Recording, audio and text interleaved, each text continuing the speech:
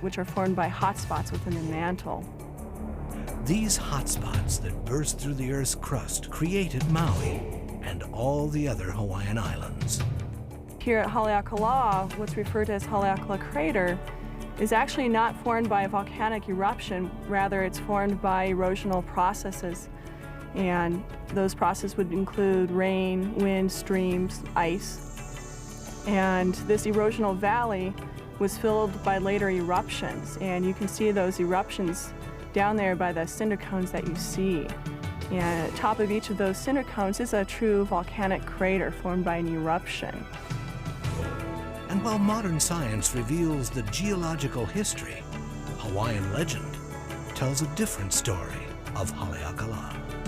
One of the stories that we have of Pele in her travels through the Hawaiian chain is here at Haleakala. At this elevation, it's a little chilly. Yeah? Pele also found it a little chilly. And so she would take her fire stick and create little fires all around the floor. That's what the Hawaiians believe these cinder cones are, little fireplaces. A few reminders when traveling to Haleakala. First, driving time is about 2 to 3 hours to the summit. There is no gas or food available in the park. Weather and viewing conditions are constantly changing. Be prepared for cold, wet, windy weather. Dress in layered clothing that stays warm when it gets wet. Call this number for the National Weather Service. Also, high altitude can cause health complications, so those with respiratory or heart conditions should consult a physician. If you plan to hike into Haleakala, Ranger John Lorettig has some valuable advice to keep in mind.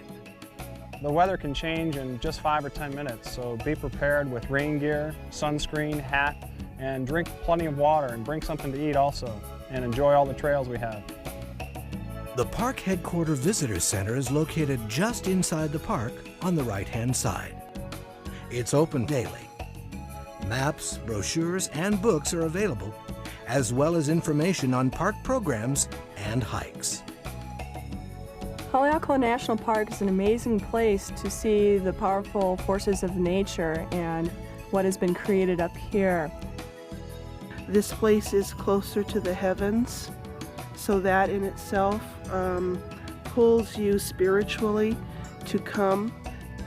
This is where you can visually see creation, so you can look out and feel the beginning. Sunset at Haleakala can enlighten the spirit, offering a glimpse into its history, as well as an understanding of those who have been here before.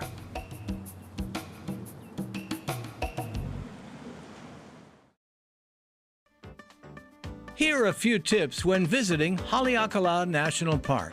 Sunrise viewing is very popular, so be aware of possible long wait times at the park entrance and limited parking at the summit itself, which is an additional 40-minute drive from the park entrance. Your minimum drive times from Lahaina is about 3 hours, from Wailea about 2.5 hours, and from Kahului it's about 2 hours. Temperatures at the summit are at least 20 degrees colder than at sea level, so bundle up, dress appropriately, and also be prepared for possible intense sun, rain, fog, and high winds. And at 10,000 feet above sea level, you should also be cautious if you have a respiratory or heart condition. You may want to consider a later morning or afternoon visit to avoid the sunrise crowds. And the sunsets can also be awesome. There's no food or gas available in the park. For more information about your visit to Haleakala National Park, just log on to nps.gov/Hale or HALE.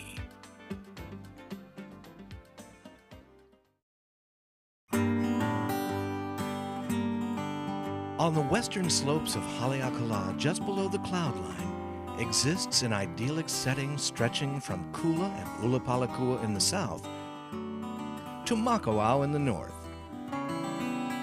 This is Maui's upcountry. The charm of this rural region is, well, country. The hills dotted with cattle and horses are plentiful with flower and vegetable farms.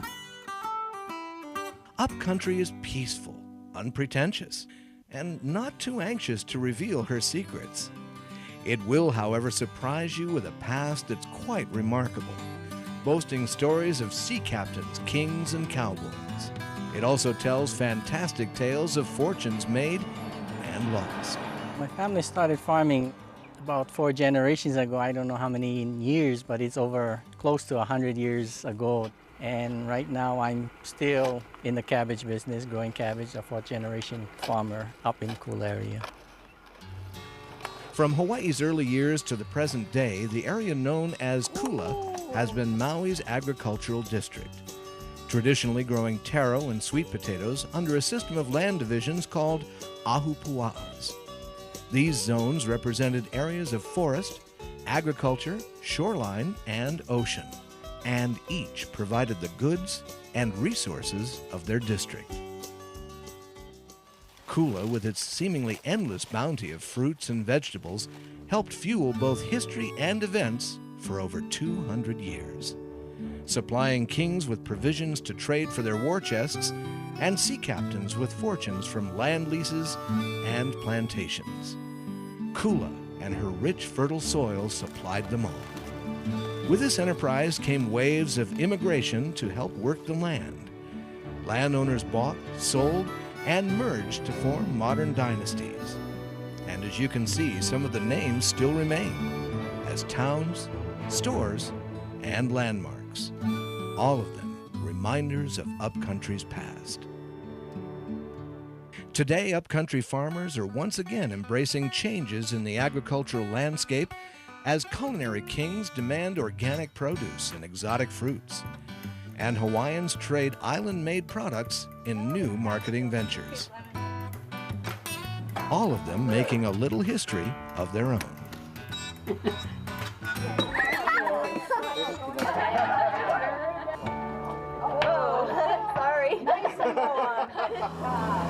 Traveling south further down the road is Ulupalakua, The home of Maui Wine's vineyards. Visitors can stop and sample local wines, enjoy the scenery, and at the same time get a small taste of Ulupalakua history. Imagine what the estate must have looked like over 100 years ago. Back then it was called Rose Ranch. Peacocks roamed, Lokilani roses bloomed, and King Kalakaua, a frequent guest, enjoyed his own cottage. It was a brief yet elegant time until ranching replaced royalty. Ulupalakua Ranch soon took its place in cattle ranching history as the home to several world-renowned Hawaiian paniolos. Today, it's one of Maui's largest working cattle ranches. Why, you're more likely to see these modern paniolos roping steer and driving cattle from their ATVs.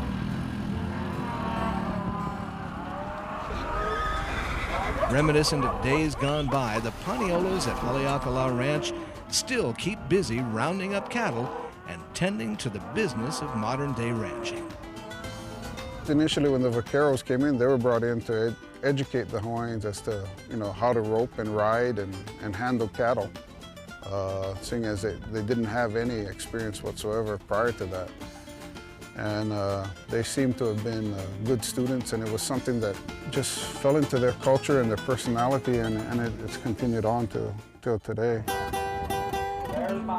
Despite the modern changes, Maui's upcountry has kept its paniolo heritage alive.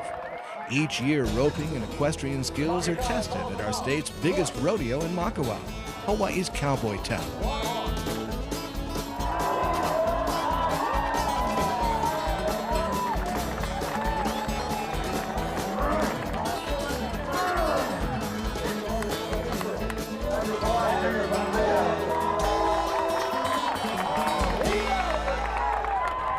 Upcountry.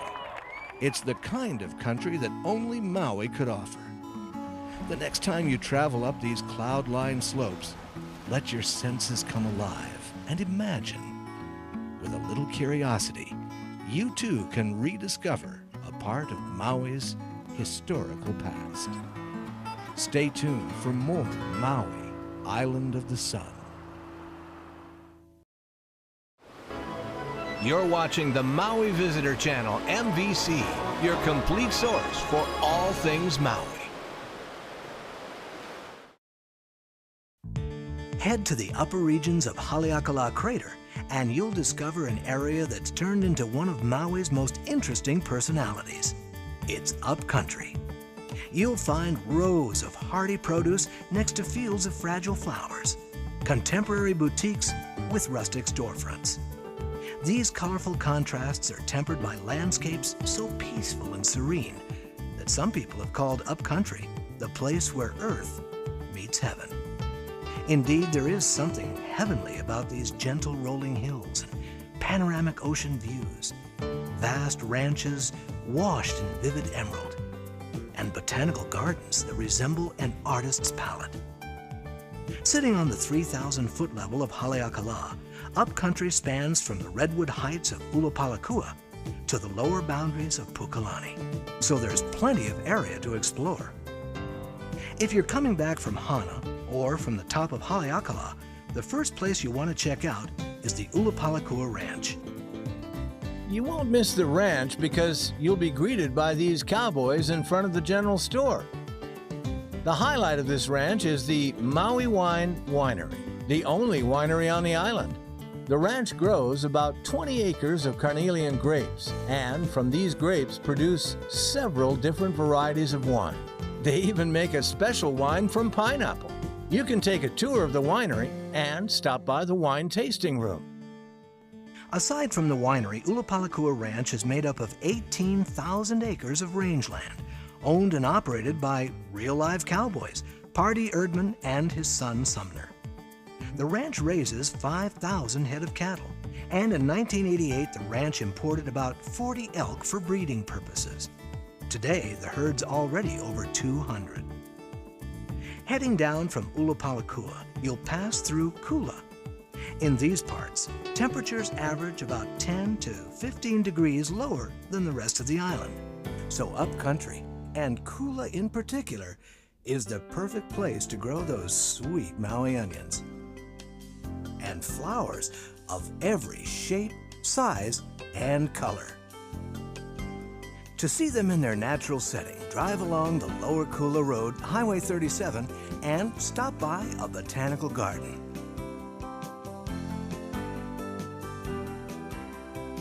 Those who like to hike and camp should head out to Poli Poli State Park. It's a little difficult to find, but well worth the trip. Call the number on your screen for detailed directions and cabin reservations. Once you arrive, you may question whether or not you're still on Maui when you see the hardy redwoods towering overhead. It's just another example of upcountry's diverse personality. Also worth seeing is the Hui Noiao. Located on Baldwin Avenue, it's formerly the estate of the pioneering Baldwin family. The Hui Noiao serves as a visual arts center, offering exhibitions and art classes to visitors and the general public. Another highlight of upcountry is Makawao, the little town with a big reputation. Makawao is cowboy country, with hitching posts, saddleries, and its very own watering hole. Take a walk downtown and you'll see all sorts of people celebrating themselves. Old-timers and new-agers, country sophisticates and aging hippies, gritty cowboys and eccentric artists. It's this individualistic attitude that makes Makawao the fitting place to honor Independence Day. Come the 4th of July and thousands of people don cowboy hats and boots to join the real Panielos, or Hawaiian cowboys, for an old-fashioned rodeo, kicked off with a morning parade. And in the afternoon, it's showtime at the rodeo arena with bronco bucking, bull riding, calf roping, and horse prancing. Yep, Makawao is still wild on the 4th. So plan to take a drive around upcountry. You'll discover a colorful personality with an enchanting mixture of all-American independence and island-style charm. There's more of Maui Island of the Sun after these messages.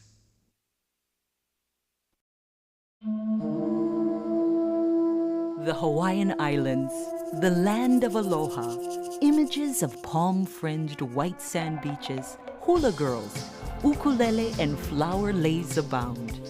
And the reality isn't far from the dream. Come along, hele mai, as we sort out fact and fiction in Hawaii 101. The ukulele was born in Hawaii. It was adapted from a small stringed instrument similar to a guitar of Portuguese origin called the braguinha or machete. In 1879, among a second group of Portuguese immigrants who arrived in Hawaii on the ship Ravenscraig were musicians who played the instrument and craftsmen who could make it. Manuel Nunez, the man generally recognized as having put the uk in ukulele, along with fellow shipmates and woodcraftsmen Augusto Diaz and Jose do Espirito Santo, were the first to build and popularize the ukulele in Hawaii. Samuel Kamaka Sr. of Kamaka ukulele fame was brought on as an apprentice of Nunez, and the rest, as they say, is history. British Army officer Edward Purvis became adept at playing the machete and often entertained the court of King David Kalakaua. One story has it that his fingers flew nimbly up and down the fretboard like the movement of jumping fleas. Another says Kalakaua's sister Liliu o Kalemi preferred the poetic translation of the Hawaiian word uku as gift and lele to come, because the ukulele was the gift that came from Portugal. In 1915, the largest gathering of people outside of Hawaii first heard the ukulele being played by Hawaiian musicians at the Panama Pacific International Exposition in San Francisco, celebrating the completion of the Panama Canal. The following year, more Hawaiian records were sold in North America than any other type of record. An ukulele craze ensued during the 1920s by vaudeville performers, and then on TV programs in the 1950s by Arthur Godfrey. Throughout the 20th century, Hawaiian musicians used the ukulele primarily as a rhythm instrument to accompany dancers or vocalists. The most common type measured 21 inches long, typically had 4 strings, and was played by strumming or plucking the strings. Several young virtuosos featured it as a solo or lead instrument in picking notes instead of singing the melody. And slack key tuning on ukulele has joined the mix as the instrument reaches a broader audience of music lovers. Today, the ukulele remains popular with amateur and professional players all around the world.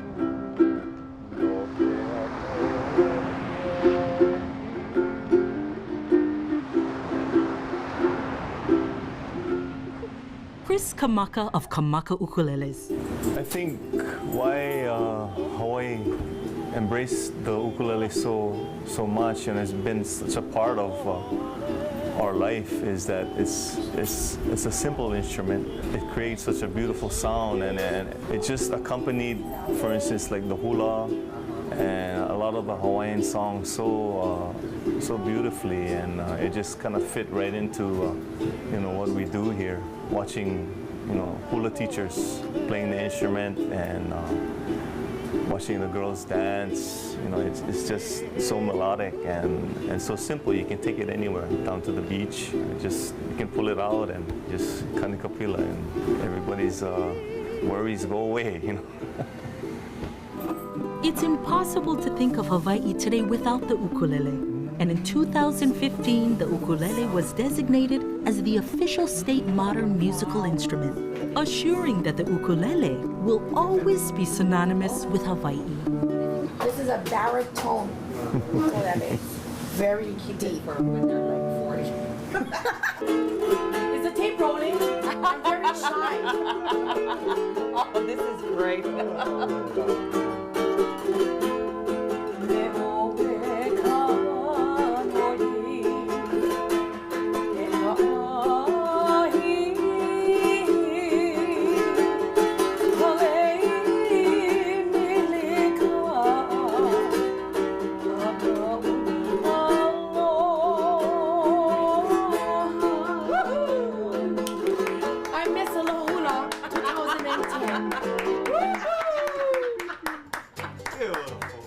I'm in here today because I'm picking up my ukulele. See how pretty it is? It was all kabuska vali. It had major tumors and major cancer action.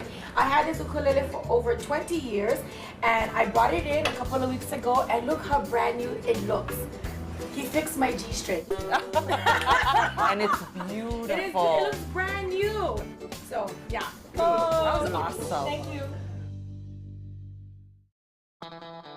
You're watching the Maui Visitor Channel, your complete source for all things Maui. Big gifts, little gifts, souvenirs, or just because. Here on Maui, they're all great gifts. Here's a few we recommend.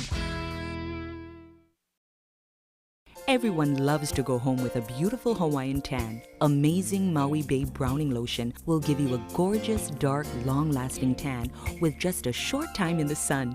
You'll truly be amazed by this natural, local tanning secret. You'll find it in stores island-wide. Big, little, souvenirs, or just because. These are a few of the great gifts you'll find here on Maui.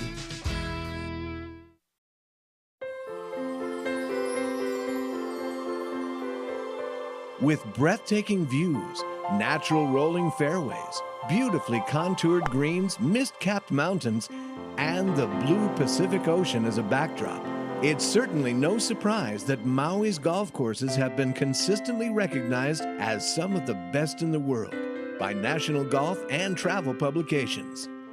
The accolades for Maui's golf courses are endless. And with over 279 holes of golf, it's no wonder avid players return to Maui year after year. Many of the courses make use of the amazing natural beauty of the islands, with lava rock walls, indigenous foliage, and picture-perfect views of the neighboring islands. So sit back and relax as we give you a glimpse of golf on Maui.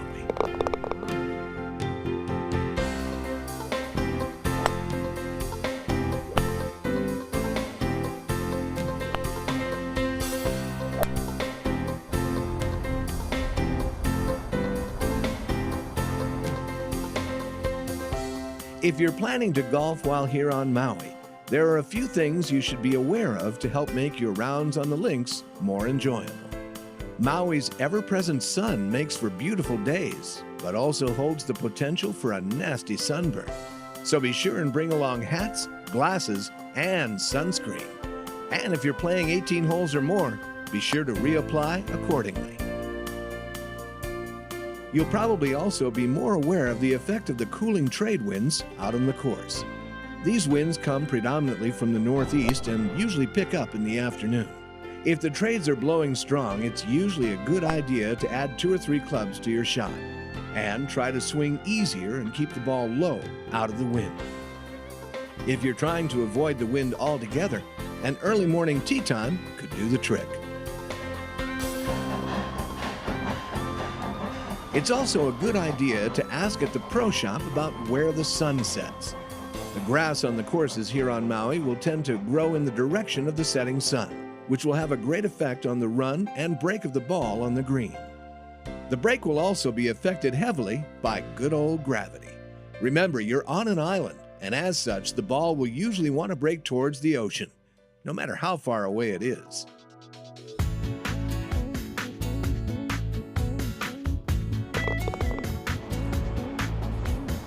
And a friendly reminder, don't forget about basic etiquette on the course, like raking sand traps after play, replacing all your divots, and repairing any damaged greens.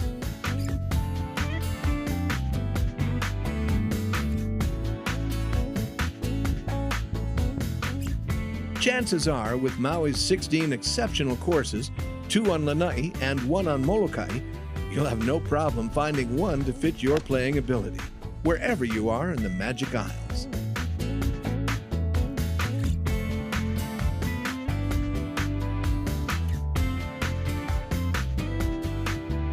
At all of these outstanding golf destinations, you can find well-stocked clubhouses with plenty of golf equipment, souvenirs, and top-of-the-line club rentals. Many of the courses have great restaurants where you can enjoy breakfast, lunch, and dinner. And all of the courses offer practice areas, including driving, chipping, and putting ranges.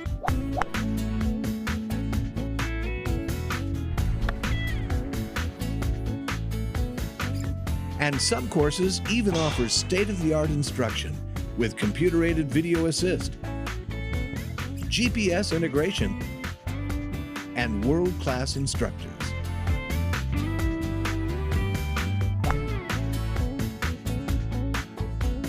So while you're here on Maui, don't pass up the opportunity to play a few rounds of golf in paradise. Get out and enjoy the spectacular views, ideal weather, and experience some of the best golf in the world.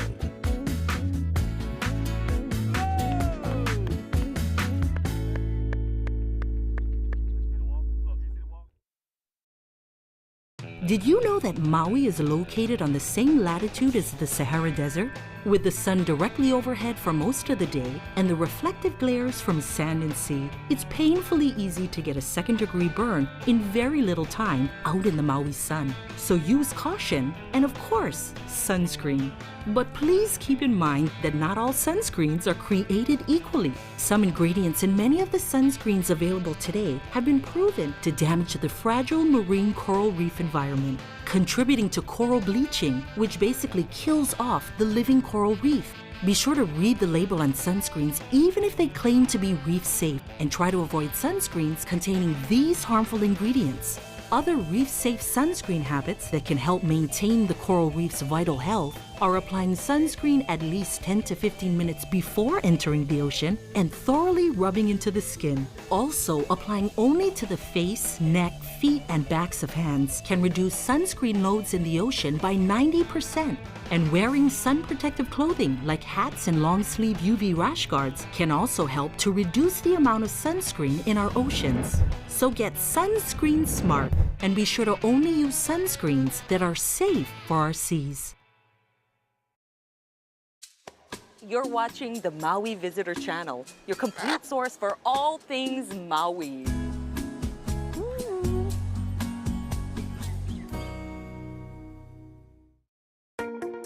Be sure and check out MVC's YouTube channel and watch all the content you see here on the Maui Visitor Channel streaming on YouTube. Or view any of our content there as well, on demand, anytime, anywhere. Look for the red live frame and check out all things Maui at your leisure, streaming to your phone, tablet, computer, or smart TV, in the comfort of your car, home, or office, anywhere in the world, anytime, with MVC's YouTube channel. Or share all of MVC's informative, engaging programming with friends and family before they come to Maui, so they can get the lowdown on what's up on Maui. YouTube and the Maui Visitor Channel, a match made in paradise. Search for Maui Visitor Channel online and look for the YouTube channel. Or go to youtube.com and search for Maui Visitor Channel there. And let the viewing begin.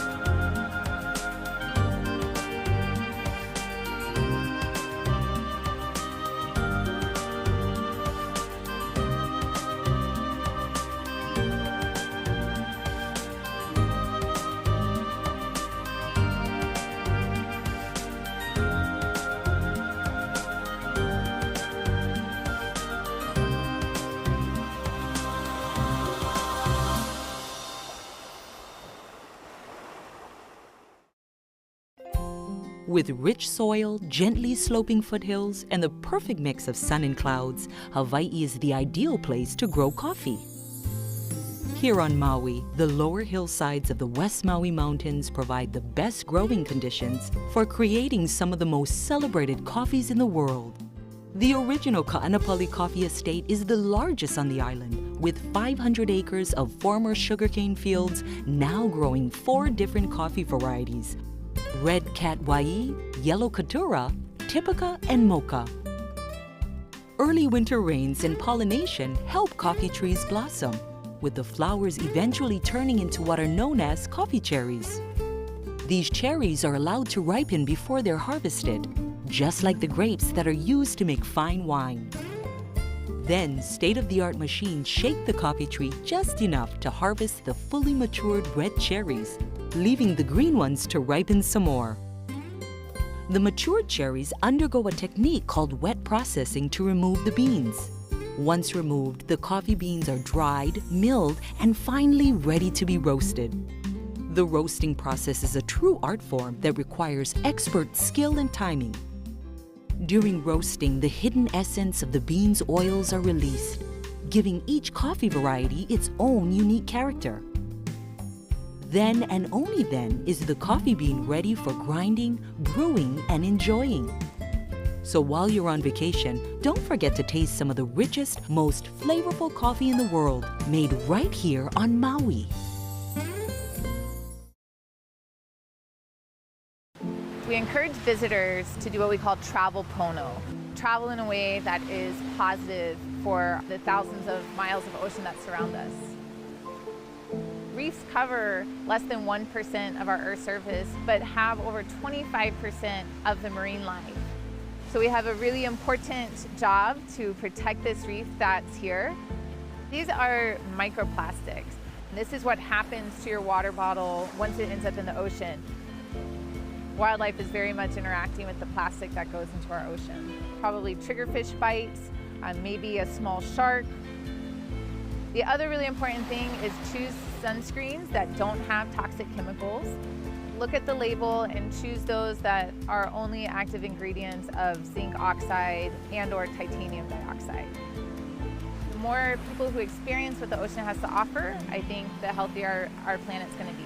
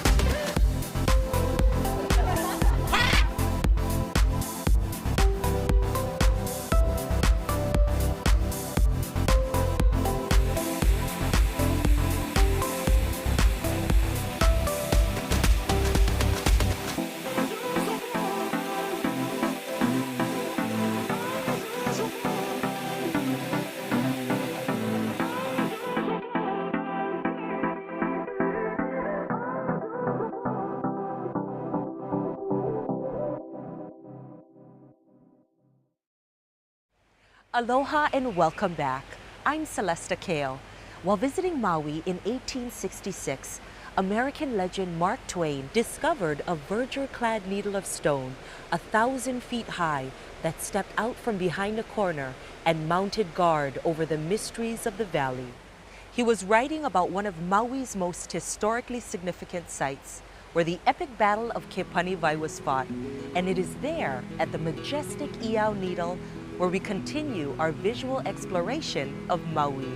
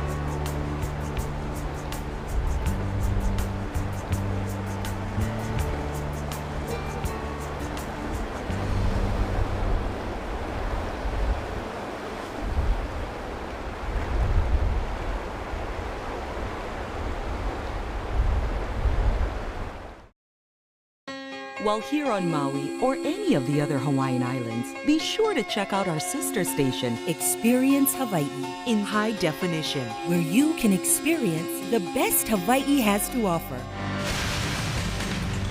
Broadcast statewide, Experience Hawaii takes you to places you've never been before or even seen before. And you'll meet a few interesting individuals along the way. And it's all in amazing high definition right in your home. This is Eye Candy Island Style.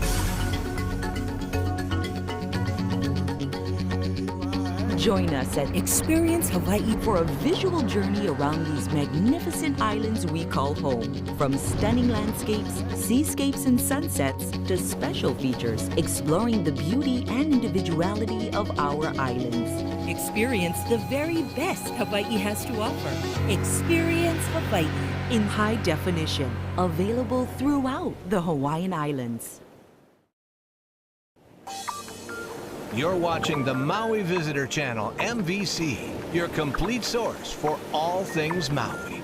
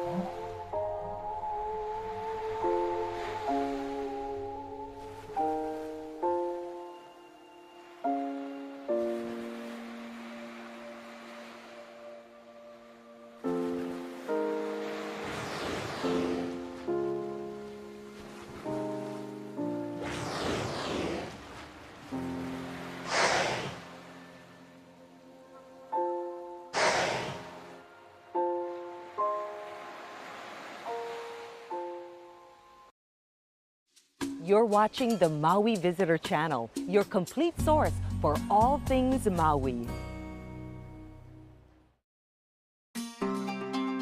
Maui's art scene is alive. The wonderful magic of Hawaii's natural beauty has long been a muse for artists, spurring an outpouring of creation spanning all mediums and genres. Painters, sculptors, carvers, photographers, and more have put paint to canvas and chisel to stone to try to convey the timeless allure of Hawaii.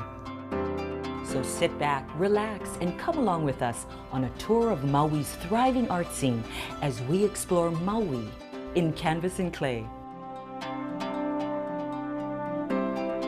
With a bounteous palette of greens, yellows, and blues, and clay of red and brown, Mother Nature has painted, carved, and sculpted a magical paradise. A paradise that has inspired one of the most prolific outpourings of artistic expression the world has ever seen. The magic of Maui draws artists to her shores like a magnet, nurturing them as a mother nurtures her young. Almost everywhere you go on Maui, you'll see some artistic take on the ever-present beauty that is Maui.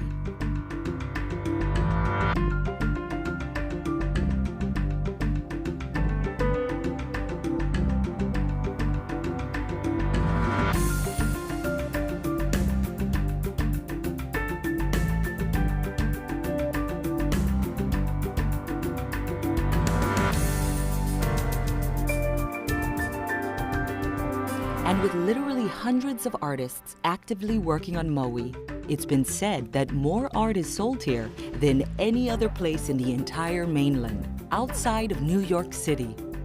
And if you've ever been on Lahaina's famous Front Street on Friday night, art night, it's easy to see why. Nearly everywhere you look, the artistic uniqueness of Maui beckons both novice and expert alike.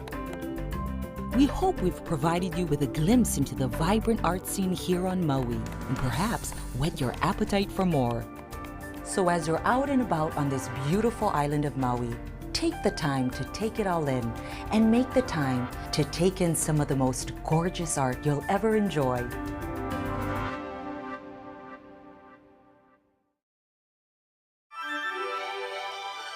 There's no experience on Earth like a helicopter tour of Maui, from the Hana Rainforest to the deep valleys of the West Maui Mountains to the soaring cliffs of Molokai.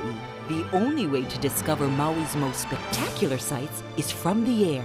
But when it comes to choosing your helicopter tour company, one name that's synonymous with excellence is Blue Hawaiian. Blue Hawaiian is the only aerial tour company in the world to receive the Star Diamond Award for outstanding quality and service from the American Academy of Hospitality Sciences, and they have received it every year since 1995. In fact, Blue Hawaiian is by far the most honored helicopter tour company in Hawaii. National Geographic has named Blue Hawaiian Hawaii's premier helicopter tour company. Every year since 1996, Frommer's Guide to Hawaii has recommended Blue and called them the Cadillac of helicopter tour companies. Blue has been inducted into the TripAdvisor Hall of Fame. Hawaii Magazine's readers have voted Blue Hawaii's #1 air tour company every year since the poll began. And the readers of the Maui News, like readers of newspapers all across the state, have voted Blue Hawaiian the #1 air tour company year after year. All these accolades are reflective of Blue Hawaiian's philosophy since its founding in 1985. Good enough is not enough. Blue Hawaiian's helicopter fleet is constantly being upgraded and renewed. Their pilots and mechanics are not only the best in the business, but also receive ongoing year-round training.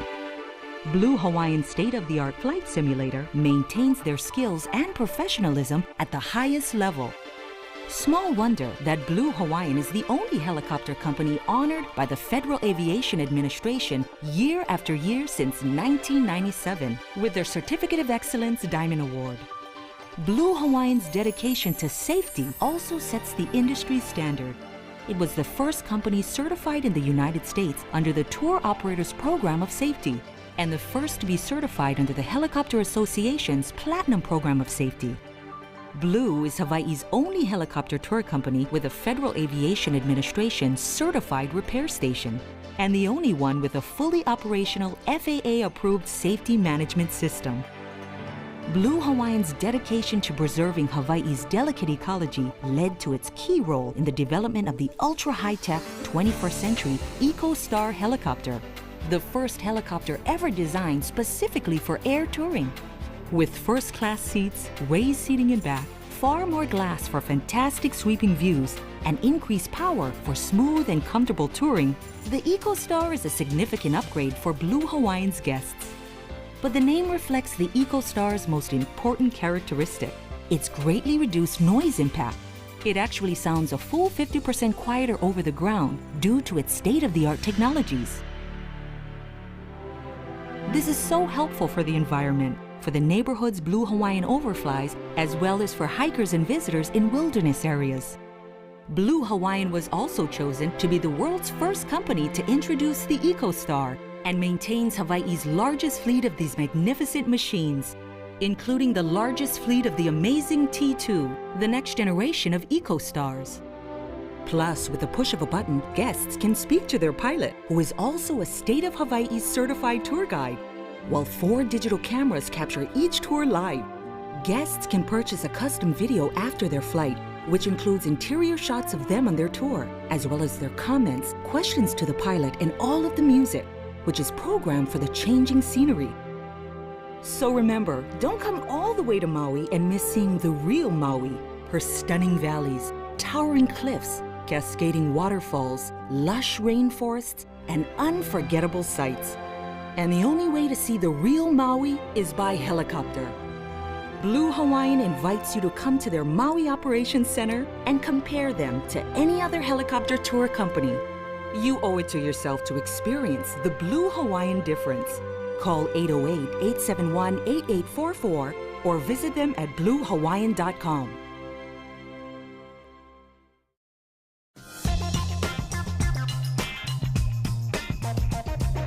Hi, I'm Bob Chambers, owner of Maui Dive Shop, the Maui Dive and Surf, and our new vessel, the Ali'i Nui. And I'm here today with my partner and general manager, Jeff Strong. We've spent the last 30 years snorkeling, scuba diving, and boating here on Maui, and we'd like to take the next few minutes and show you some of what we've learned. My passion has always been snorkeling and scuba diving, but my kids were raised in the water, and they're just wild about surfing, kayaking, and Maui's newest water sport, stand-up paddleboarding. You see, Maui truly is one of the greatest family fun destinations in the world. So take a look around with us and let's get wet.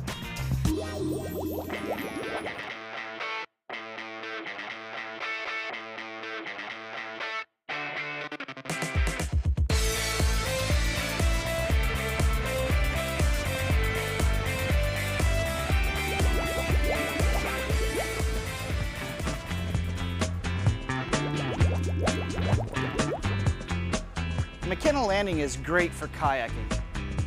What makes kayaking really special right here is you're in a protected bay and you've got lots and lots of lava flow formations. There's easy access to get your kayaks in, and you can kayak all the way down to Red Hill. In the front of McKenna Landing is a place called Turtle Town. It may be more accessible by boat. Captain Amber Hester from the Maui Dive Shop will tell you what's really available at Turtle Town. Here at Turtle Town, we're in about 40 feet of water. There's a lava flow. The turtles like to hang out in the little caves that are formed by the lava flow. We're not allowed to harass them, chase them, ride them especially. We need to give them the respect that they deserve. Halfway to Lahaina, at the 14-mile marker, is Olowalu. As you can see from the beach, this Olowalu site for kayaking is one of the main kayaking points on the west side. It not only offers easy access to the ocean, but it also offers a vast reef structure for phenomenal snorkeling. If you're a kayaker, you'll find Olowalu offers really easy access to the water. But my favorite thing to do is to have an encounter with the green sea turtle at a spot right offshore we call Turtle Point.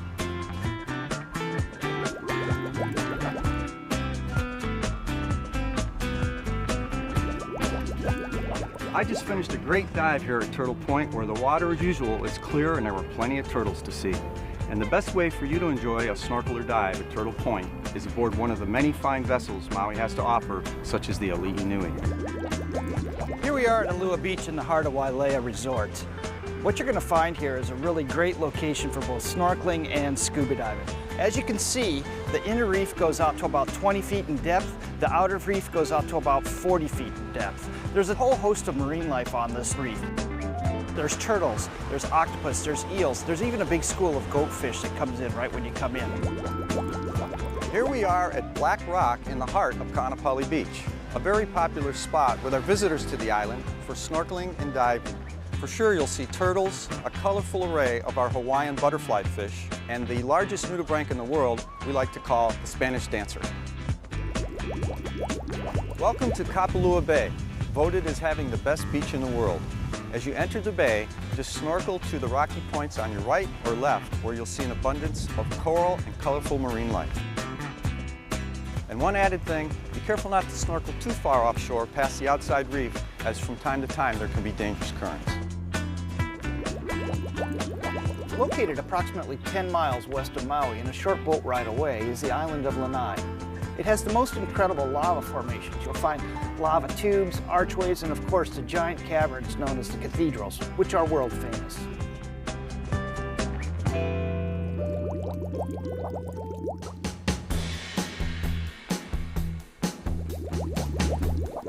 Here we are at Laniapoko Beach Park. This is a great location for beginning surfers, intermediate surfers, and even stand-up paddleboarders. It's got lots and lots of shade. It's got picnic tables and barbecues, showers, and even a kiddie pool that's protected from the ocean. It's a great family park and it's lots of fun for everyone. I'm here at Cove Park, which is located at the south end of Kalama Park. It's conveniently located in central Kihei, and the surfing conditions are excellent for beginners. There's a surfing school here, so you can have a commercial lesson, or if you're just an individual who wants to learn for the first time, it provides a great opportunity, as the waves here are usually small and consistent. I highly recommend this spot. In fact, this is where I taught my kids to surf their first time.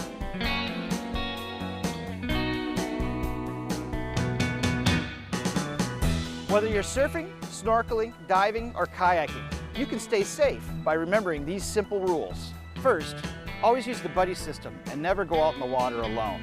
Second, before you enter the water, check to make sure that the ocean conditions are safe. You can ask your local dive shop or a lifeguard for current conditions. Remember, when in doubt, don't go out. And finally, help protect Maui's ocean environment by avoiding contact with things like coral or green sea turtles or other marine animals. The best thing you can do is take only photos and leave only bubbles. Maui's ocean environment offers endless adventures both above and below the water. So grab your board, your mask, or your paddle and have a great time getting wet here on Maui.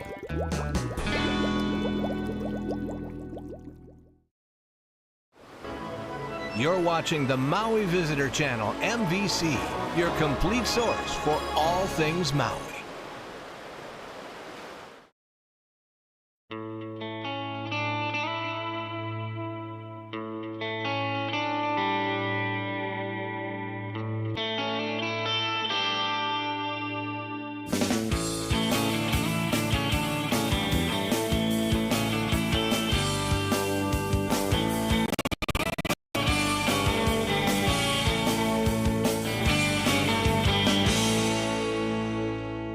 The sport of surfing was born in Polynesia and brought to Hawaii about 1,000 years ago by voyagers from Tahiti and Marquesas. He'enalu, to surf waves in Hawaiian, became a daily recreation for men, women, and children after long being a sport reserved for the ali'i or royalty. Riding heavy wooden longboards up to 20 feet in length and weighing over 100 pounds, kings and queens in Hawaii commanded the best spots for waves. In time, the sport spread to non-ali'i as well, and boards of varying sizes became the norm, commonly ranging from 6 to 9 feet, and made from various trees such as wiliwili, koa, and kukui. The Polynesians surfed primarily laying down on their boards, but over time, Hawaiians perfected and advanced the sport to standing on their boards, giving us the surfing we know today. In 1779, during Captain Cook's ill-fated visit to the islands, accounts of surfing in Hawaii were recorded and brought back to Europe for the first time.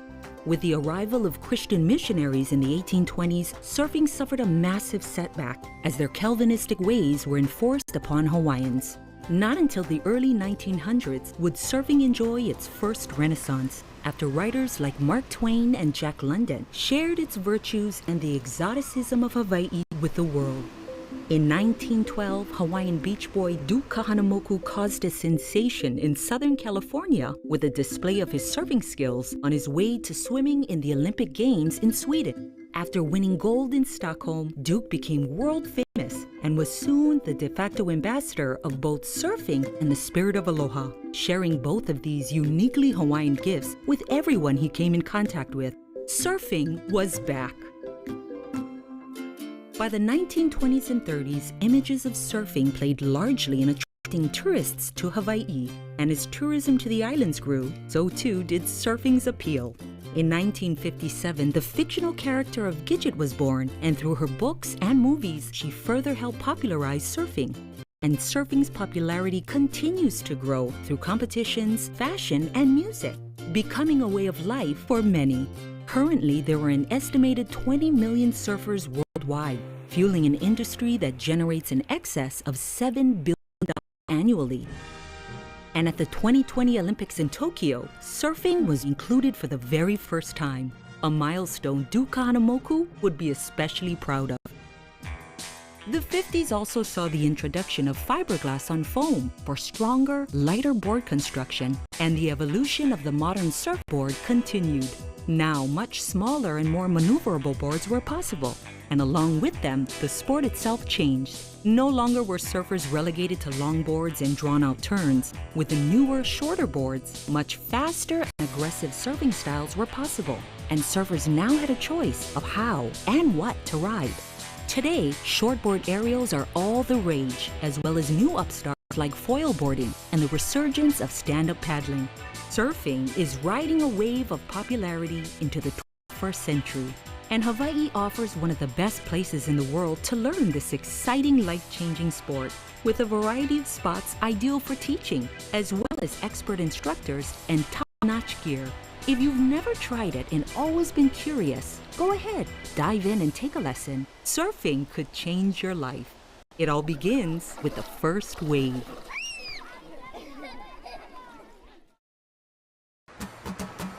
When you look out, you see a beautiful blue ocean, calm seas, and a lot of times people don't see the beast that's hidden within that beauty. And it doesn't necessarily mean big waves. It can deal with strong currents, strong wind. There's many dangers that exist, and the most important thing is always try and swim where there's a lifeguard. Something that Uncle Archie shared with me that I still carry today was be present in our environment and take some time to assess the conditions. Know and be aware of the wind, the current, where the waves are breaking, a safe place to enter and exit the water. See if there's any lifeguard warnings posted on the beach. If you're ever worried about the conditions or nervous at all, talk to a lifeguard. Mother Nature is always in control. It's about understanding Mother Nature, respecting Mother Nature, and that will allow you to have the most fun for the giving activity that you're doing.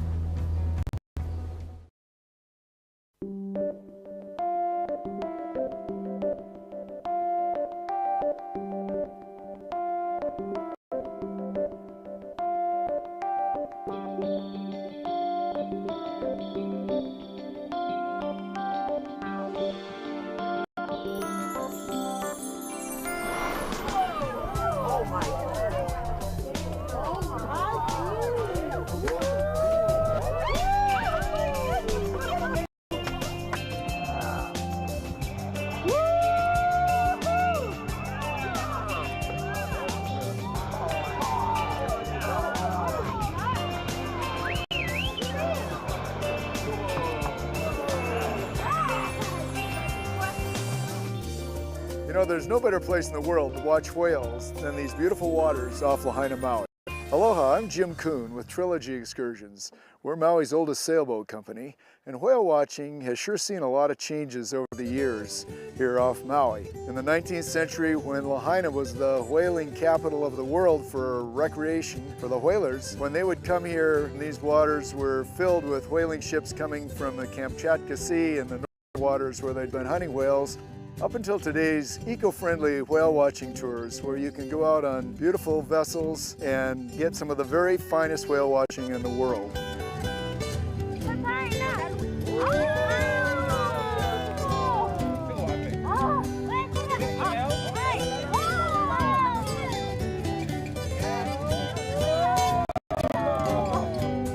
Beautiful! Oh, you got on deck. He's just enjoying the microphone noise.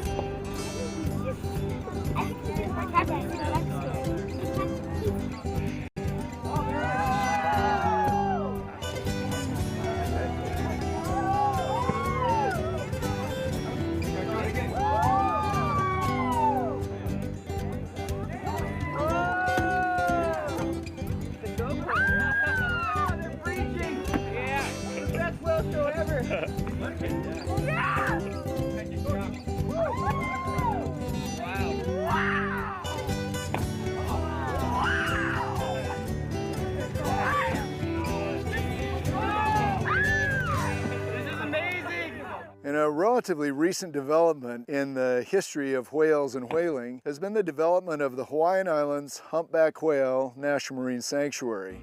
The sanctuary is a protected area that encompasses virtually all the water surrounding Maui, literally hundreds of miles of habitat where whales can breed and calve and have a place of safety to spend the winter months when they've come down from Alaska and the feeding grounds.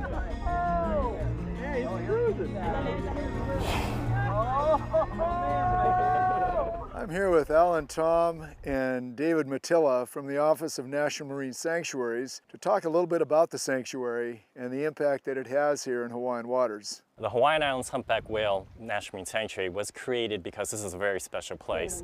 The humpback whale is still an endangered animal, and there's very few places in the world where you can come and see these magnificent creatures and their calves right offshore. Trilogy and your leadership, Jim, has been actually instrumental in helping create this sanctuary.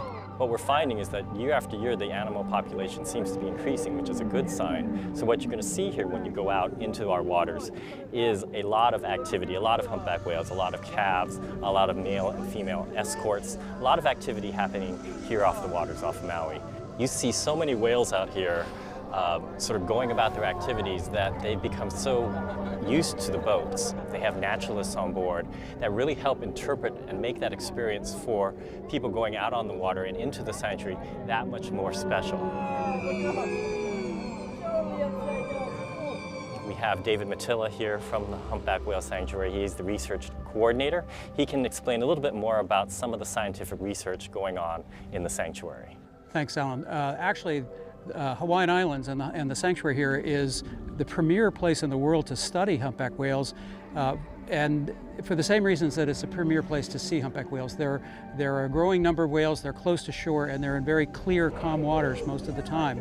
So it's been the epicenter for the study of the behaviors like singing and mating of the humpback whales that come here. We initiated the largest research project ever undertaken and to study humpback whales in the entire North Pacific, and found just how important Hawaii is to the humpback whales of the entire North Pacific. The whales coming here are not only just coming from Alaska, that's the majority, but they also come from Far East Russia and British Columbia. So we've had an international group of whales that come here. Of course, we know they're all Hawaiian because they're born here. The whales come here from all these northern feeding areas, and they're actually fasting for the whole time that they're here. They're not eating anything, but what they're interested in is each other.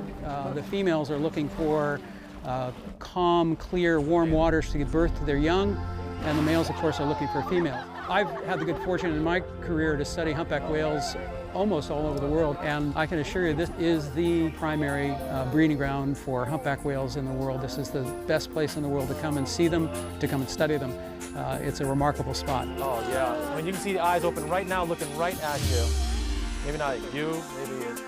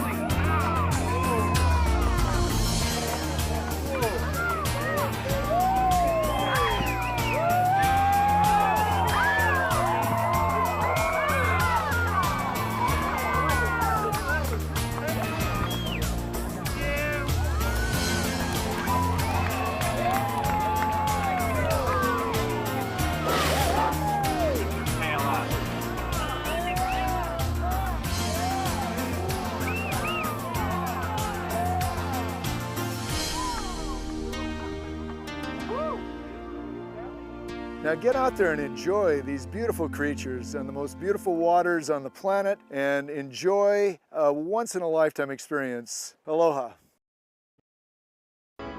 You're watching the Maui Visitor Channel, MVC, your complete source for all things Maui. Everyone has questions when they get to Maui. Whether you're an intrepid backpacker, a bargain hunting family, or just a pleasure-seeking vacationer, the #1 Maui destination question is, where's the beach?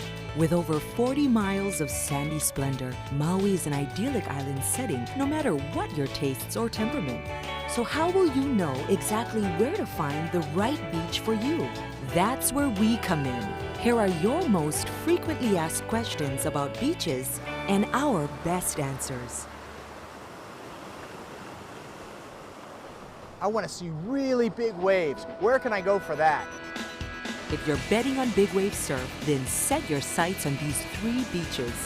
A frequent spot for the Women's Billabong Championships, Honolulu Bay churns out some of the most amazing sets and world-class surfers. You can watch from the cliffs for some of the most spectacular action in West Maui. And as an added bonus, when the waves aren't rolling, the snorkeling here is superb. Please be considerate for this protected marine preserve as there are no facilities. On the North Shore is Ho'okipa Beach, the windsurfing capital of the world, attracting many of the world's top wind and kite surfers and hosting numerous international competitions. Ho'okipa has some of the most consistent big surf on Maui. And if you're not an expert windsurfer, you might just be content watching from the picnic area. We can't bring up big wave surfing without mentioning Peahi, also known as Jaws. These legendary 20 to 60 foot waves only appear a few times in winter and are only braved by a handful of professionals and adrenaline junkies. The best viewing is from the bluff, not the beach. But since it's on private property, you may have to resign yourself to watching it on TV. Which beaches have the best snorkeling and diving? Half the fun of going to the beach is getting into the water. A never-fail spot for snorkeling is Black Rock on Ka'anapali Beach. On both the north and south ends, this lava reef wall has excellent visibility and an amazing abundance of sea life. On the north end of Ka'anapali is the magnificent Kahekili Beach, or Airport Beach. This area is ideal for families with small children and offers calm, protected waters with an expansive reef structure for snorkeling. There's even a shaded picnic area with restrooms and plenty of grass. One of the best beach dives is at Ulua Beach in Wailea. Not only does this beach offer unparalleled expanses of soft white sand, but the rocky points at both ends of the beach supply ample aquatic life for avid divers. What's a good beach for the whole family? What better place to take your little ones than a beach named after them? Baby Beach in Lahaina is a gently sloping white sand beach with calm, shallow waters protected by coral. The showers at both ends of the beach will get little hands and feet nice and clean. Or on the North Shore, just before Paia, is the picture-perfect Baldwin Beach. The excellent swimming, bodyboarding, and a special protected lagoon make it terrific for kids. Napili Bay is a pristine pocket of sugary sand with amazing views of Molokai. The laid-back attitude is ideal for families, and the protected, crystal-clear water is a fantastic spot for turtle watching, snorkeling, swimming, and boogie boarding. D.T. Fleming's is not only one of the most stunning beaches, but it's also one of the most user-friendly, with lifeguards, barbecue grills, picnic tables, and plenty of shade. You could easily spend the entire day here with the entire family. We want to do a lot of stuff on our holiday. So which beaches have the best activities? If action is what you crave, lay your towel down at these beaches. Ka'anapali has every activity imaginable to keep you occupied. From surfing, kayaking, hula lessons, parasailing, sailing, and world-class snorkeling and diving, you're bound to find the right activity for you. Much like Ka'anapali, the people at Wailea Beach know the meaning of a good time. Besides the resort amenities, you can participate in a wide variety of beach activities. Rent a Hobie Cat, kayak, or even jump on a giant water trampoline. It brings new meaning to fun in the sun. Don't go anywhere because when we get back, we'll answer more of your most frequently asked questions about Maui's beaches.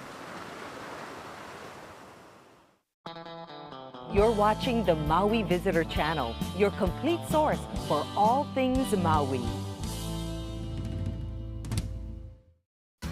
Welcome back to our most frequently asked questions about Maui's beaches. We're here at Ka'anapali's Beach Walk, which is the perfect place to answer our next question. So are there any good walking beaches around here?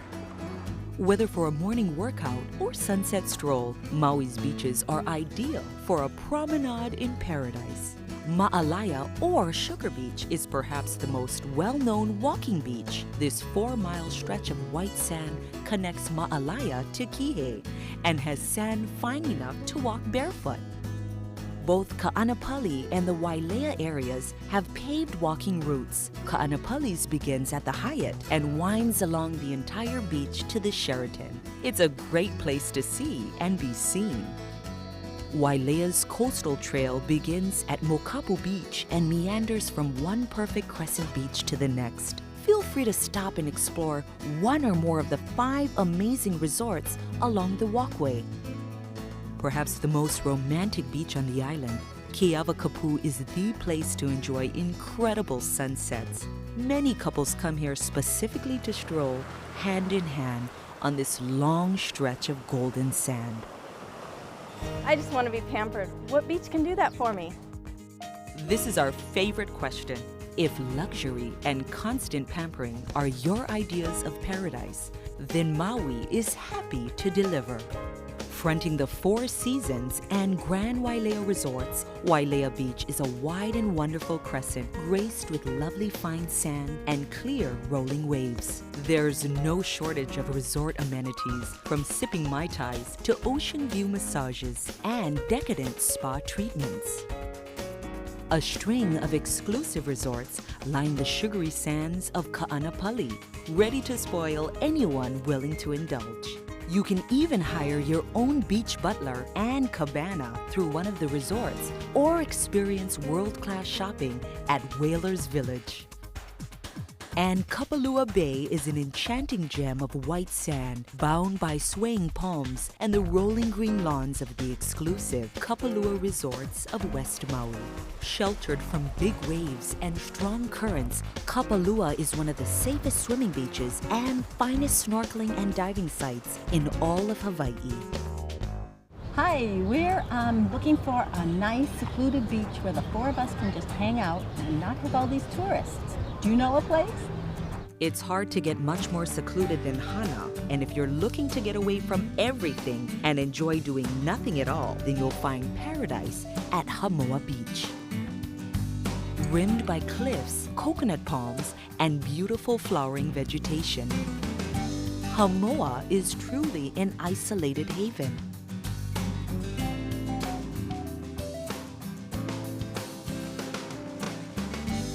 Po'olenalena is a little more accessible than Hana's beaches, but it's surprisingly often deserted. Located in South Maui, this half-mile sandy beach slopes gently into the ocean, making it perfect for swimming. Locals call Makena Big Beach, and that's exactly what it is, big. It's one of the last large undeveloped beaches in Hawaii. The beach is a mile long, as much as 100 yards wide, and often empty. We'd like to see something really different. Does Maui have any unusual beaches?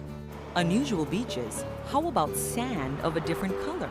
Wainapa isn't exactly your typical beach with black sand that's actually small, smooth lava pebbles.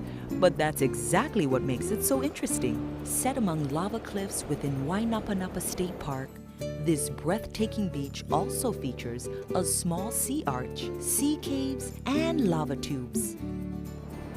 Isolated and admittedly a little hard to get to, Kaihalulu, or Red Sand Beach, gets its red-black color from the crumbling cinder cone hill that surrounds the bay.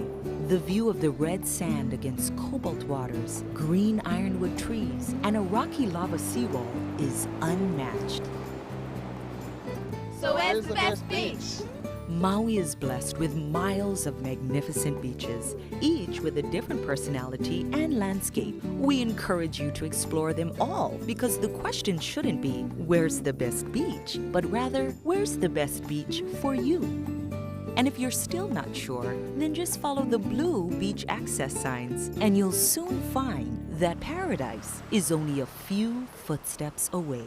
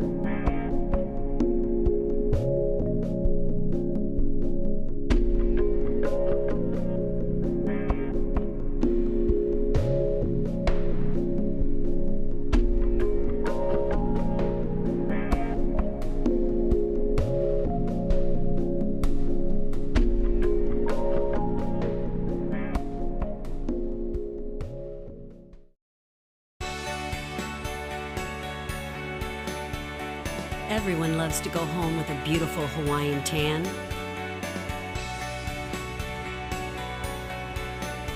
Amazing Maui Bay Browning Lotion will give you the gorgeous, dark, long-lasting tan in just a short time in the sun. You'll truly be amazed by this natural local tanning secret. You'll find it in stores island-wide.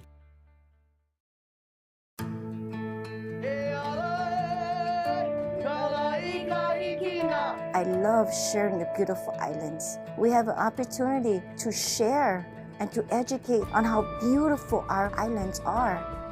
We are handling dreams, that experience of a lifetime.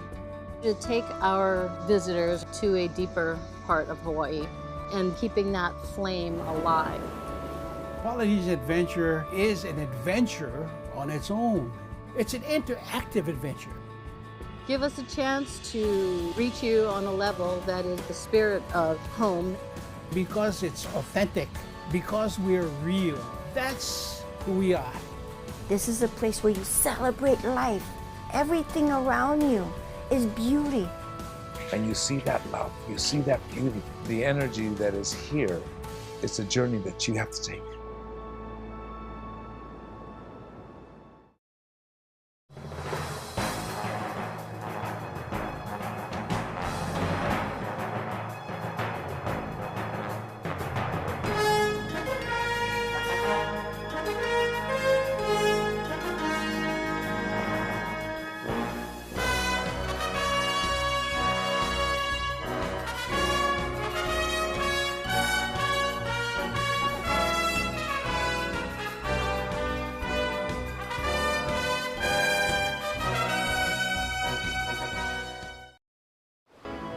You're watching the Maui Visitor Channel, MVC, your complete source for all things Maui. Recently, the Hawaiian Islands were treated to a truly awesome and historic visit of 7 Polynesian voyaging canoes, or va'a, each vessel representing one of the major Pacific islands. Their message to the world was simple yet important. We're sailing across the Pacific to renew our ties to the sea and its life-sustaining strength. The ocean is the origin of life, and it continues to give us air to breathe, fish to eat, and nourishes our soul as well.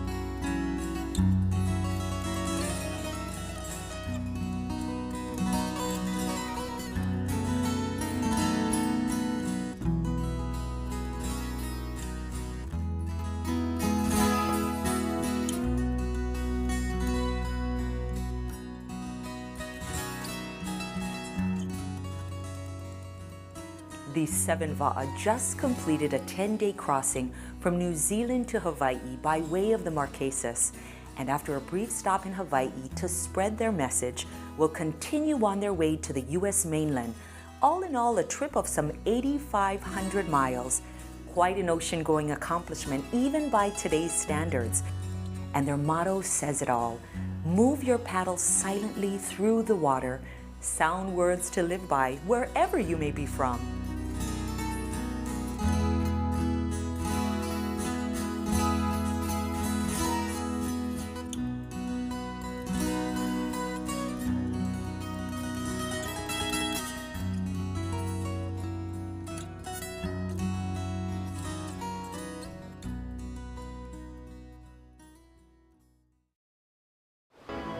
You're watching the Maui Visitor Channel, MVC, your complete source for all things Maui.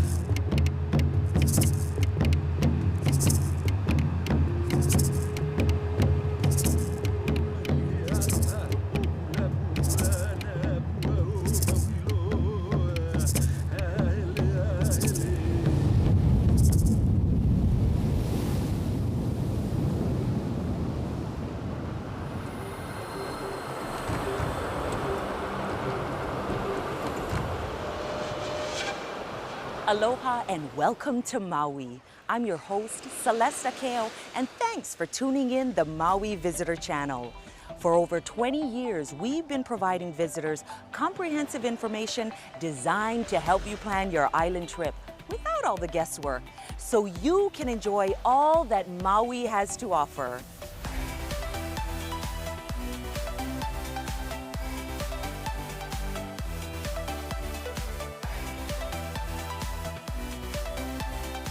We begin our journey with Maui Island of the Sun. Greg Gleason gives an overview of Maui's major destinations, including the majestic Haleakala crater and a trip on the famous road to Hana. And that's not all. We'll also reveal Maui's top 10 beaches, giving insight on the island's hottest sunspots. And if you're wondering about those islands you see outside your window, we'll actually take you to them. We'll explore what makes the island of Lanai a true paradise retreat and discover Moloka'i's magical charm. And since Maui's known for its great dining, I go inside the island's finest restaurants to meet the chefs and review their delicious menus. We'll then experience Maui's unforgettable activities from high up in the air to adventures on land, plus a review of nighttime entertainment venues. Have a pen and paper handy because we'll provide you with phone numbers, web addresses, and directions throughout the programming. So sit back, relax, and let us show you all that Maui, the #1 island in the world, has to offer. And now, here's Greg Gleason with Maui Island of the Sun.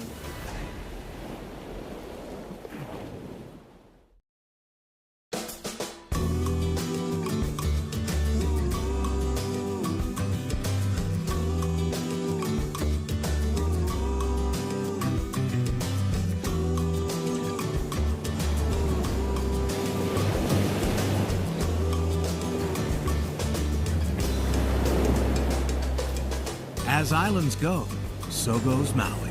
Sandy beaches, got 'em. Swaying palm trees, got those too. And spectacular tropical sunsets? Oh yeah. But Maui, the magic isle, offers so much more. There's something truly magical about this very special place that draws so many people for so many reasons.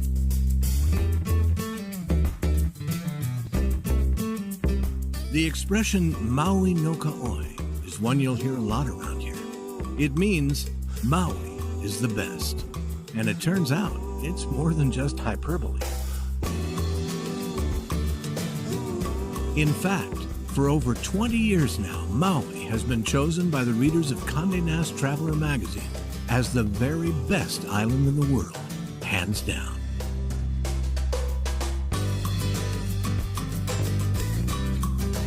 Condé Nast's Reader's Choice Awards share the opinions of over 25,000 readers, judging relevant criteria like activities, atmosphere and ambiance, beaches, lodging, restaurants, and scenery, and reflect the most exacting standards by the world's most discerning travelers. We did our own survey and asked visitors what they like most about Maui. Well, what I like about Maui is in the wintertime is great waves. We like discovering funky little towns like Paia on the North Shore. We love Maui for all the beautiful natural scenery and all the beautiful beaches. Maui outshines all others on all fronts. The awe-inspiring resorts offering unparalleled services, the fabulous oceanfront dining, and world-class cuisine. Activities covering a range of interests too long to list. The island's host Hawaiian culture, and the exquisite, breathtaking natural beauty. Indeed, Maui goes above and beyond in capturing the hearts and minds and imaginations of visitors the world over. We love the abundance of outdoor activities and the diversity in places like the Ao Valley. My wife and I really love the resorts and the Kaanapali area and all the amenities that goes with it. We like Maui for the great golf. Lahaina has some nice, quaint shops, but the best is their shaved ice. Those who seek variety, choice, and adventure will not be disappointed by Maui. The Condé Nast Reader's Choice Award is a testament to Maui providing visitors with an authentic experience they can't find anywhere else, and confirms Maui's rightful place as the best island in the world. Maui no Ka'oi.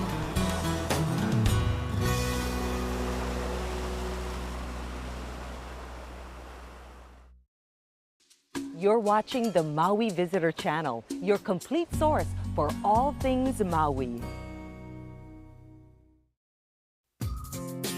Today's Maui is alive with a vibrance and energy welcoming both those who visit and those who call this land their home. Maui is a cultural melting pot, bringing people together from all over the world, and still maintains its identity as a sacred island. Each year, nearly 2.5 million people select the Valley Isle as their travel destination. And it's no surprise. Combine the sandy coastlines, the spectacular views, the food, the shopping, the activities, well, you get the picture. Maui is the second largest Hawaiian island, about twice the size of the island of Manhattan. Given its size and diverse set of environments island-wide, from the daytime into the night, there'll be no shortage of things to do here.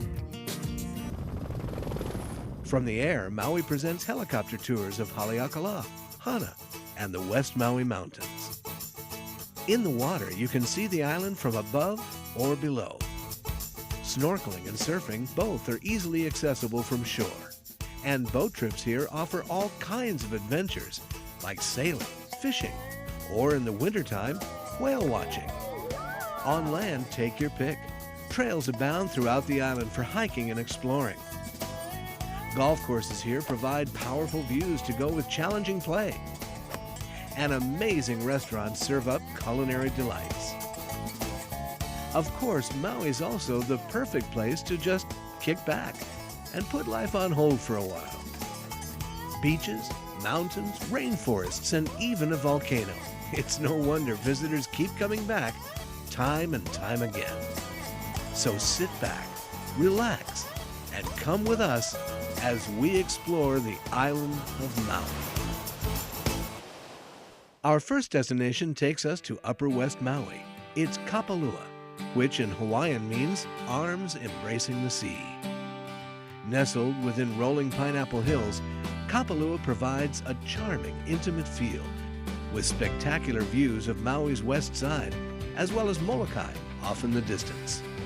At Kapalua Bay, you can enjoy beautiful waters, majestic views, and nice, cool breezes coming off the ocean while relaxing in the sand. Right next door is the Montage Kapalua Bay, an ultra-elegant enclave of oceanfront resort suites, as well as privately owned residences directly overlooking the bay, offering luxury homes with all the amenities of a complete resort, along with a uniquely Hawaiian sense of place and seclusion. Higher on the hillside, the Ritz-Carlton Hotel perfects a luxury stay. A mix of restaurants, tennis, and an immaculate 10,000 square foot, 3-level swimming pool make it difficult to leave. In between the fairways and the ocean, you'll find luxurious condominium rentals, the Kapalua Villas. Indulge yourself in recreation with nearby golf, 3 swimming pools, and 2 private tennis courts. Those who visit Maui to play golf come to Kapalua, where 2 world-class courses await your challenge: the Bay Course and the Plantation Course. The Honolulu General Store has been a staple in these parts since the 1930s and is a popular pit stop for people passing through. Throughout the year, Kapalua plays host to several outstanding events. Each January, Kapalua hosts a Tournament of Champions. Golf greats like Ernie Els, Vijay Singh, Sergio Garcia, and Tiger Woods have competed for a share of the multi-million-dollar purse. Each June, the Kapalua Wine and Food Festival draws thousands from around the world to enjoy a weekend of wining and dining. For those looking for life in the fast lane, check out nearby Honolulu Bay. The winter months bring in some of the best of the pro surfing world to showcase their skills and face off in top-level contests.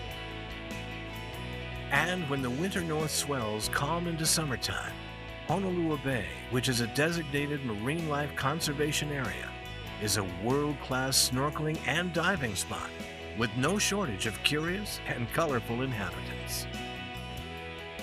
We'll take you on a tour of another West Maui destination, Ka'anapali, right after this break.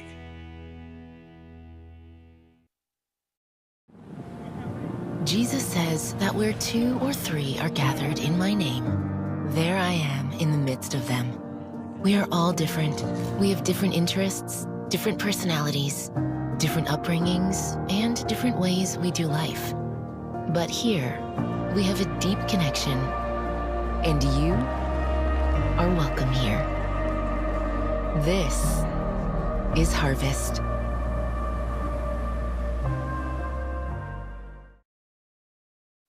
You're watching the Maui Visitor Channel, MVC, your complete source for all things Maui. The roughly 3-mile stretch of pristine, sandy paradise at Ka'anapali Beach is what visitors come to experience and expect on Maui. And they're never disappointed. As Hawaii's first master plan destination resort, Ka'anapali still serves as a model for resorts around the world. Fringed in coconut palms, soft sand, gentle waves, and the emerald-coated West Maui Mountains, it's not hard to see why.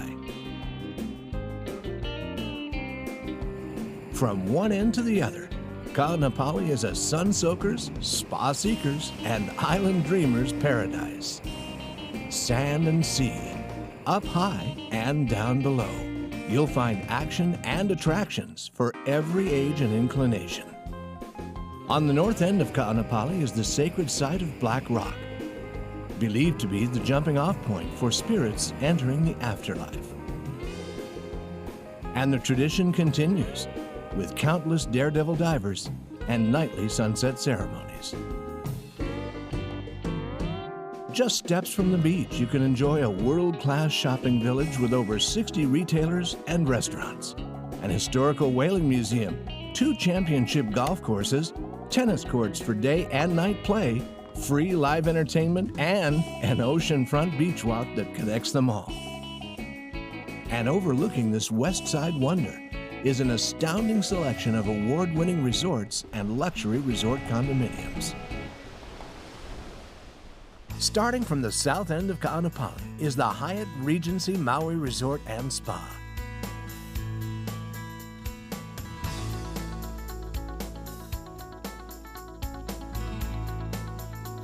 This lush beachfront property features expertly manicured gardens and a unique collection of art and wildlife. But perhaps its most refreshing feature is the half-acre swimming pool divided by a set of waterfalls and a grotto cave.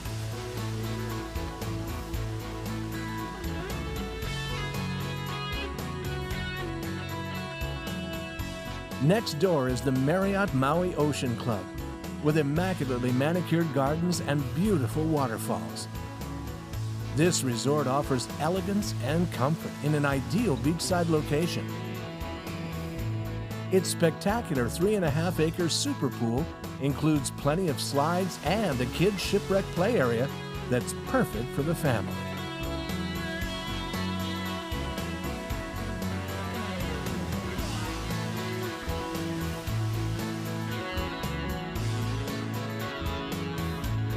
Continue down the path and you'll pass by one of the finest, most luxurious resort condos on Maui, the Ka'anapali Ali'i.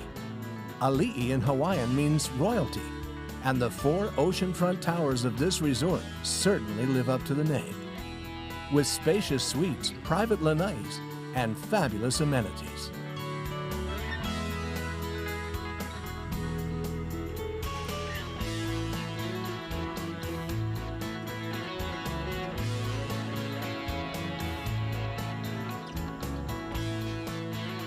Just about halfway down the beach is the Westin Maui Resort and Spa, a heavenly oasis of swimming pools, tranquil waterfalls, hidden gardens, and private cabanas. The Westin combines lavish accommodations with breathtaking views of the Pacific and neighbor islands of Lanai and Molokai.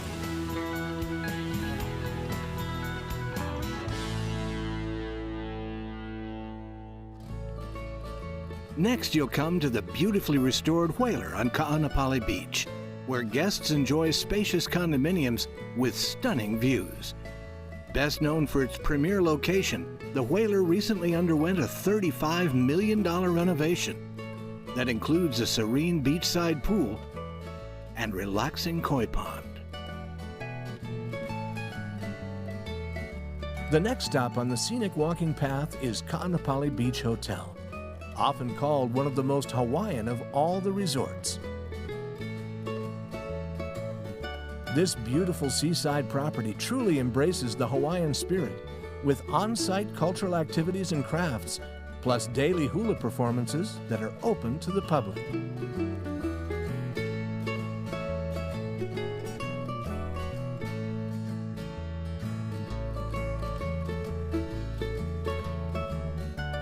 And on the very north end of Ka'anapali, perched right on top of Black Rock, is the Sheraton Maui Resort and Spa, the first luxury hotel built on Maui, boasting lush tropical gardens and an immense oceanfront swimming lagoon that meanders throughout the grounds. This resort is the perfect finish to South Ka'anapali's luxury hotel lineup.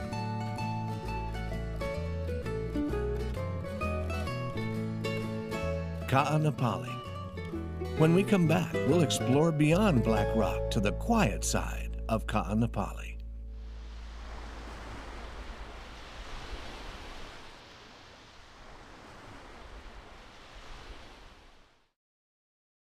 Did you know that Maui is located on the same latitude as the Sahara Desert? With the sun directly overhead for most of the day and the reflective glares from sand and sea, it's painfully easy to get a second-degree burn in very little time out in the Maui sun. So use caution and, of course, sunscreen. But please keep in mind that not all sunscreens are created equally. Some ingredients in many of the sunscreens available today have been proven to damage the fragile marine coral reef environment. environment, contributing to coral bleaching, which basically kills off the living coral reef. Be sure to read the label on sunscreens, even if they claim to be reef safe, and try to avoid sunscreens containing these harmful ingredients. Other reef-safe sunscreen habits that can help maintain the coral reef's vital health are applying sunscreen at least 10 to 15 minutes before entering the ocean and thoroughly rubbing into the skin. Also, applying only to the face, neck, feet, and backs of hands can reduce sunscreen loads in the ocean by 90%. And wearing sun protective clothing like hats and long-sleeve UV rash guards can also help to reduce the amount of sunscreen in our oceans. So get sunscreen smart and be sure to only use sunscreens that are safe for our seas. Continue north past Black Rock and you'll be surprised by what you find. Golden sands as far as the eye can see. Coconut palms dancing in cool island breezes. Crystal clear waters surrounding distant island landscapes. And about half the people. This is North Ka'anapali.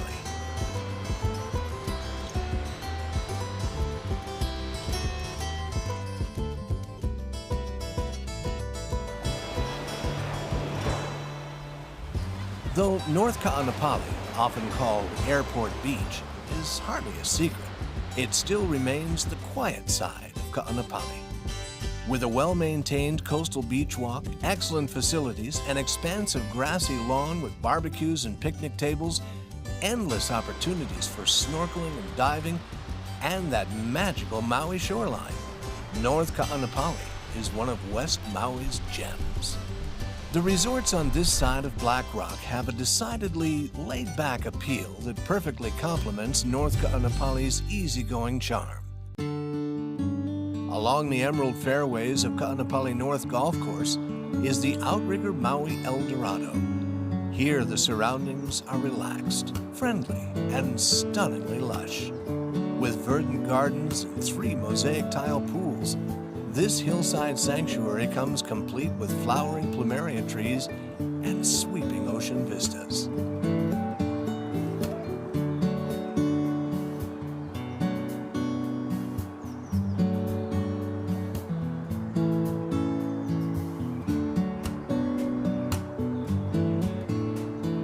Set in a tropical, intimate oasis, the Royal Lahaina Resort enjoys a prime beachfront location.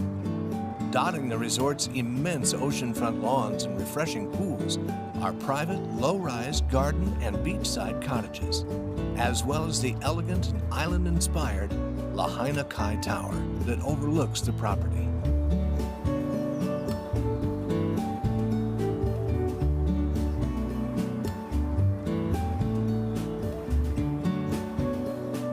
Situated on 11 incredible acres of manicured gardens, Maui Ka'anapali Villas is a beachfront condominium resort unlike any other.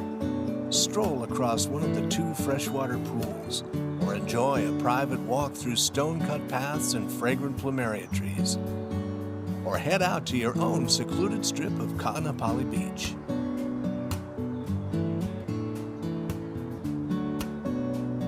From magnificent views to unprecedented amenities, the Westin Ka'anapali Ocean Resort Villas is an idyllic setting on exclusive oceanfront property. With its extensive grounds, lush tropical gardens, and spectacular pools, this premier vacation ownership resort is a sophisticated addition to America's favorite beach.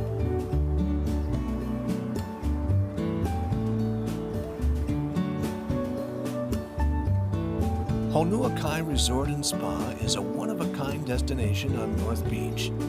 With 3 distinct beachside pools, including its own lazy river, waterfalls, and stunning landscape features, Honua Kai is in a class by itself.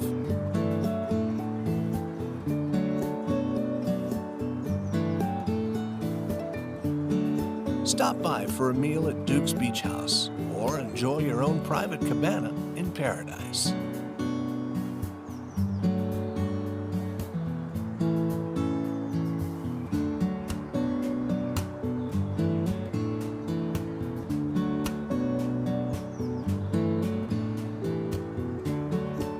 At the far end of North Beach is Ka'anapali Shores. This charming condominium resort boasts immaculate and vibrant courtyard landscaping. Take a stroll through the luxuriant grounds past tumbling waterfalls, serene koi ponds, exotic plant life, and both garden and oceanfront pools.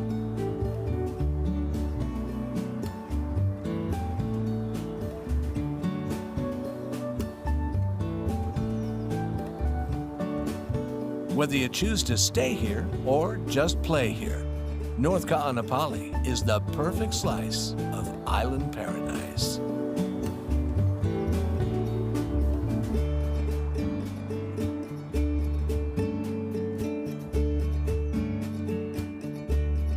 We'll be back with more in just a minute.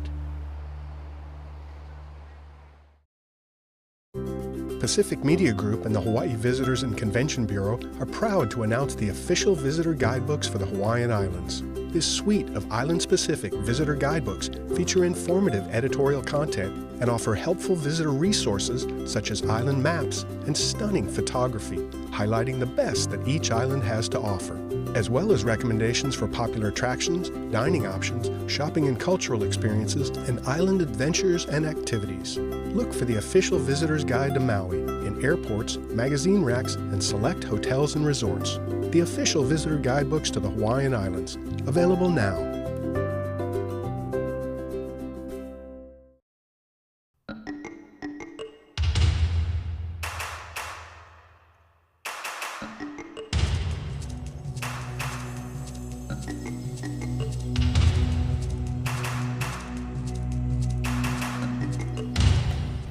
My name is Theo Morrison, and I'm the Executive Director of Lahaina Restoration Foundation. I've been in that position for 11 years, and prior to that I did other work in Lahaina with nonprofit community groups. So in total, it's about 28 years working directly in downtown Lahaina. What's so unique about Lahaina compared to any other place in Hawaii is that during every era of Hawaii's history, Lahaina was a dominant place. During the pre-contact era, during the monarchy era, during the whaling era, during the missionary era, during the plantation era, and now during the tourism era. And doubly unique to that whole situation is that the history has been saved. Lahaina is a tapestry of remnants from all these different eras. And you can actually walk, and I discovered this myself, you can actually walk through history along Front Street. Front Street is a very old road. It used to be called Alanui Mo'i, which is the King's Way. Today, you could start at Shaw Street, Shaw and Front Street, walk down past Moku'ula, which is the sacred island and where the monarchy lived, and prior to that, the high chiefs lived. And then you walk to Prison Street. There's a prison on that street, which was built during the whaling era. And then you keep walking till you go past the Olaina period, Ogun House period, plantation era, all those buildings. You end up at the mall, the epitome of the 21st century, all on one street. In the ancient times, river, there were rivers, streams, water, abundant, and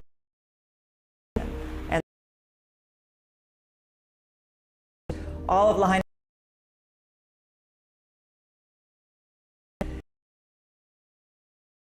came here. There's records of how above and beyond all the places they said it was just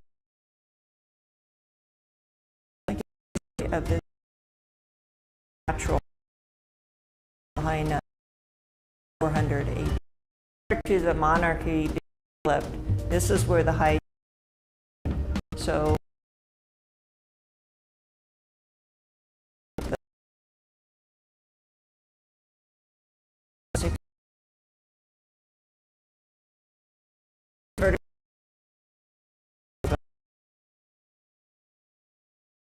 when it became in 19 actual history bridge to connect the island to the other.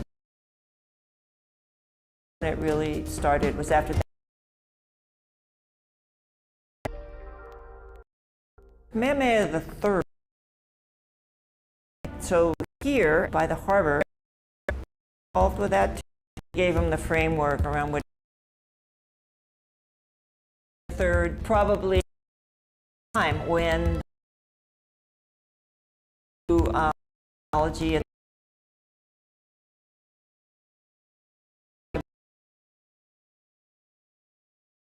what the constitutional monarch.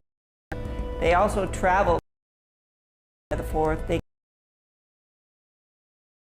Europe to about what was going on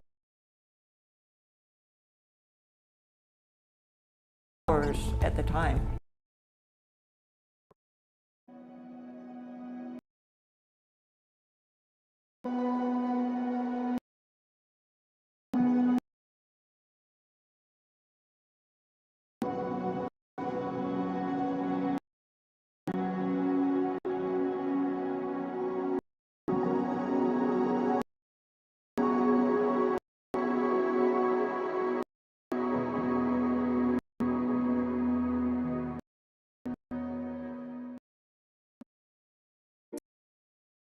He sees you all the content you hear on the Maui Visitor Channel YouTube.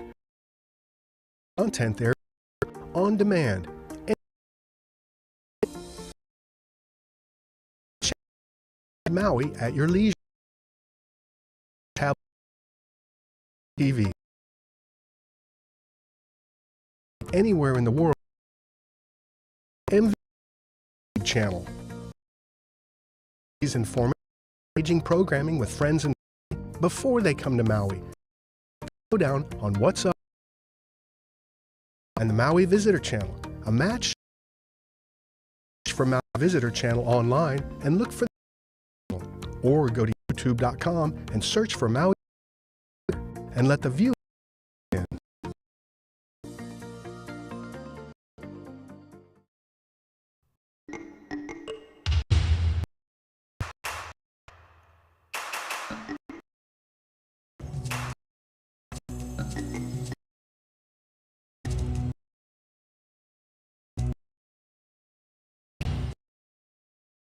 And I'm Executive Director of Lahaina Restoration Foundation.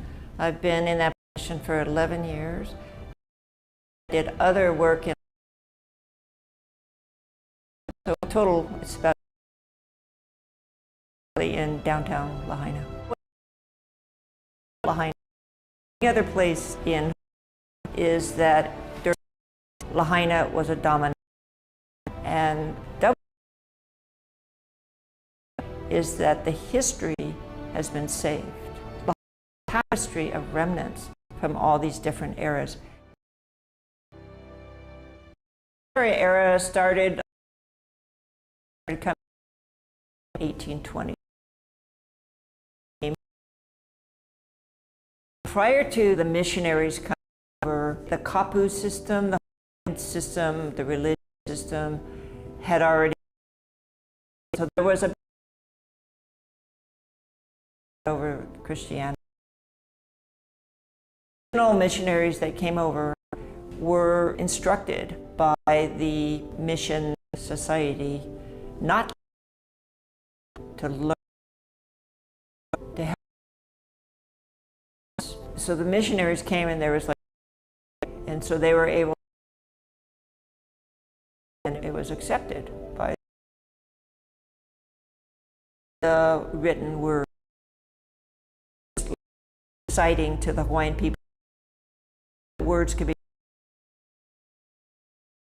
language. So they took the Hawaiian language and made it. Education was 18 the whole world. Or I think it said, or they were told and what it was.